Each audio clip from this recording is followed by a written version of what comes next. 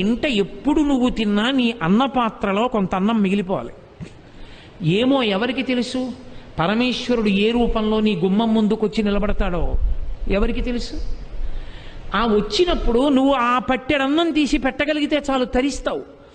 అందుకని ఇలా పెట్టి నువ్వు బ్రతకగలిగితే దానికి మనుష్య యజ్ఞము అని పేరు. చిట్ట చివరిది ఒకటి ఉంటుంది, దానికి భూతయజ్ఞము అంటారు. భూతయజ్ఞము అంటే మనుష్యుడొక్కడికే ఒక లక్షణం ఉంటుంది, మిగిలిన ఏ ప్రాణి ఆ పని చేయదు. ఒక ఎద్దు ఉందనుకోండి, చిన్నతనంలో దూడగా ఉన్నప్పుడు అమ్మ దగ్గర పాలు తాగుతుంది, పెద్దదైపోయింది అనుకోండి ఇక గడ్డి తిని బతుకుతుంది. ఎద్దు ఉందనుకోండి, పులిని చంపేసి పులి చర్మం తీసుకొచ్చి దాని మీద కూర్చోదు ఎద్దు.